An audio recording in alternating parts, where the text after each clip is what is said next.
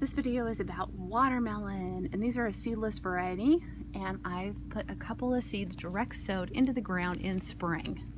And I really did, and I kept it away from kind of my other garden areas, I would say, because I don't want any like cross breeds going on and some weird watermelon coming up. You just kind of want to keep it away from some other plants. Especially if you're looking at like the squashes and whatever, keep it away from those areas at least like 10 feet. So I have planted these over by themselves, and they're actually kind of by our play structure and trampoline. They're just kind of on the side. I come over here and I water them.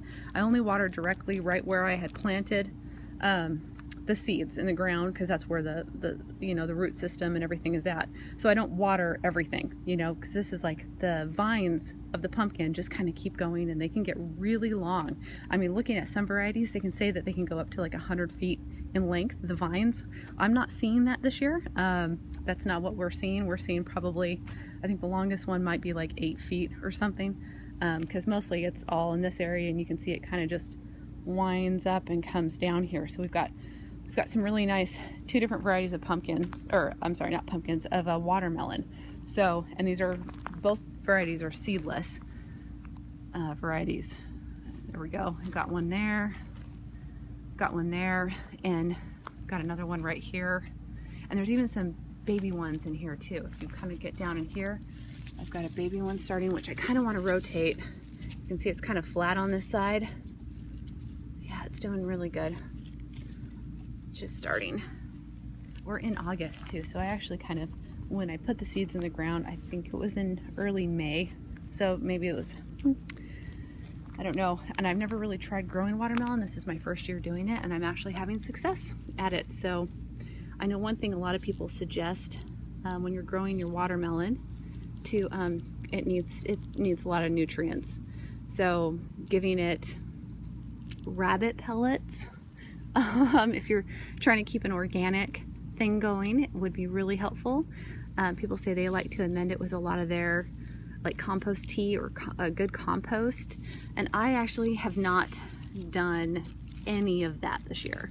The only thing I've done is I gave the plants, when they were first starting out, some Epsom salt right around the base of the plants, and I did give it a organic 10-10-10 fertilizer. When I first was amending a little bit of the soil where I started the seeds at, I was just kind of putting a little bit of a 10-10-10 and like a bone meal and fish fertilizer thing into the ground too at that time when I started the seeds.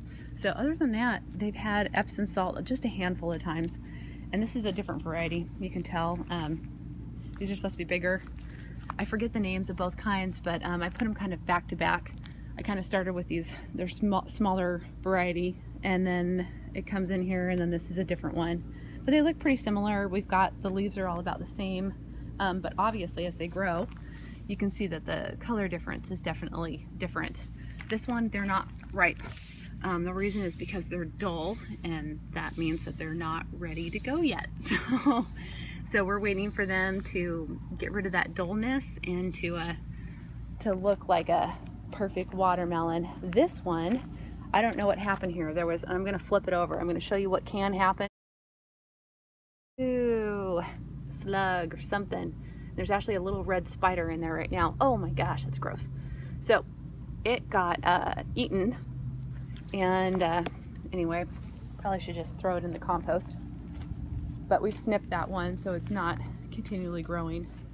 There's a couple more over here. Some ideas that I saw on YouTube was you can take cardboard and you can cut it and you can put it underneath to kind of help the pumpkin so they're off the ground, so maybe critters won't get them.